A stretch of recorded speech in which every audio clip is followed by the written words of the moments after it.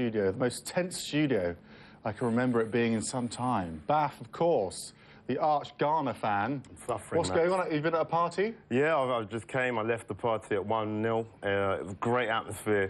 It's 1-1 now, and I'm on tenterhooks. Are they playing well? We're playing really well. I mean, like, you know, they had a few sort of great attempts which didn't work, and then the final Ghana's been consistently the best African, the most consistent African side in the tournament. And you know what?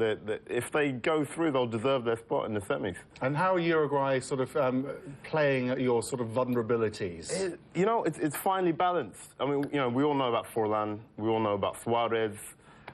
They've definitely got the more potent, celebrated strike force. So, you know, however well Ghana are playing, you just can't discount the Uruguay strikers. What would it mean to Ghanaians for them to get through to the next stage? It would mean everything. It would be the most successful African team ever in a World Cup. If Ghana go through, this... You're going to make a promise. This flag... Make it good. ...will not leave my head. I'm going to wear it as a bandana. For how long? For a week. A week?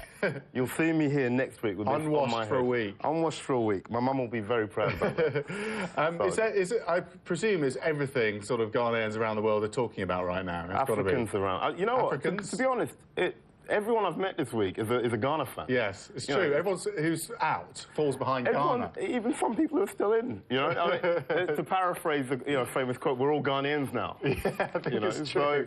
So, I'm waiting for the word in my ear to know when it's going to happen any minute, isn't it? You know, in the next 10 minutes or so. Better, director. We'll get the results. I don't want to upset you, though. I mean, I don't know how to break the news to you that. I'm fragile. OK. But We've also got Christian waiting for us in Accra. He's got the response from there. But I just want to ask you, you would have been watching the TV earlier for that amazing Brazil game. I mean, can you believe they're out? You know what? Today, Holland have just ensured that this is going to be a historic World Cup. Whatever happens with Ghana whilst we're on air, you know, the fact that Brazil are out, we're going to have an unprecedented situation where a team is winning the World Cup outside of their continent, unless my new favourite pick, Ghana, have anything to say about it. Your new favourite pick, I know, Simon had a point. You're a bit flexible on your picks. You know what? Where have we gone with your weekly picks? Take us through. You know what? I've been Brazil from the start. That was my head talking. My heart has always said Ghana. So it's a no-brainer. Brazil are out. Should have gone with your heart. My heart says Ghana now, you know, so we'll see if I'm still, if I'm crying or not by the end of this. In terms of players? I'm still sticking with Higuain. After that first week of games, Holland, I thought would do well. I picked Van Persie to start with.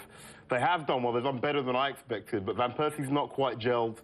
They spread the goals around a bit, and yeah, they're marching forward. But I still think Higuain is in a very free-flowing Argentine team, so he's got 4 goals. It's neck and neck with him and Villa. So, Simon, next week, me and him are going to have it out. Words. Exactly. Just take us through looking back on the World Cup so far. So I said to Simon how, you know, there's a bit of coverage about how it was a bit dull to begin with.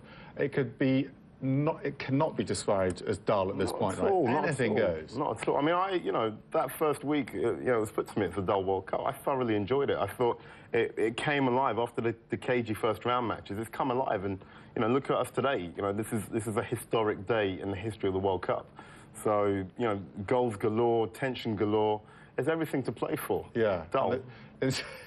In terms of tension, Accra is a pretty tense place right now.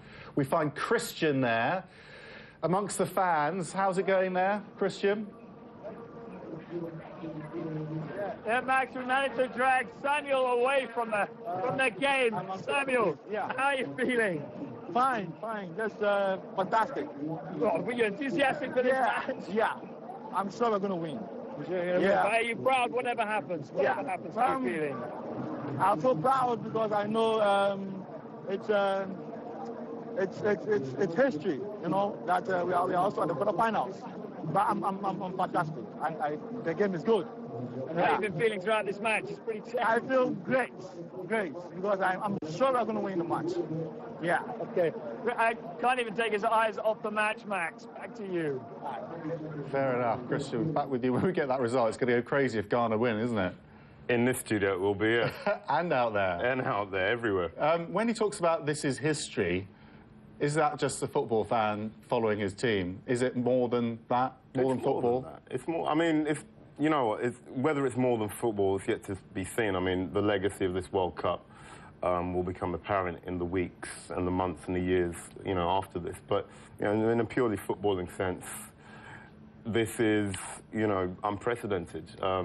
As I said last week, European teams don't tend to travel well, and only Brazil has won the World Cup outside their continent. So in that sense, it's going to be a you know, turn up for the books. If Ghana go through, it's going to be, you know, doubly so.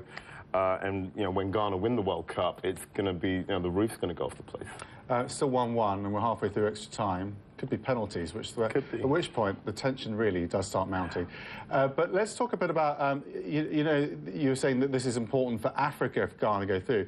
Africa has come across extremely well as a result of this, because all those very cynical journalists saying that South Africa couldn't handle this, I wasn't one of them. You were. They've been proved absolutely wrong. There's these armies of general news reporters in South Africa. They haven't got anything to do. Yeah, yeah. I think it's, you know, my film, Football Fables, talks about the historical context of football on the continent and how it's always meant more than just a game.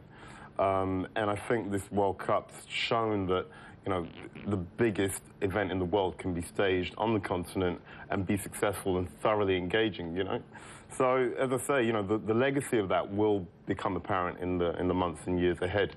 But the cynical journalists, you know, they've got column inches and airtime to fill, so you can't really blame them. They're just doing their job. But, you know, it's great to see them all proved wrong. And, you know, personally speaking, as someone, you know, who knows the continent well, there was never anything to worry about. No, but you're proud at this point. I'll be even prouder when Ghana go through. Got 15 minutes, possibly a bit more.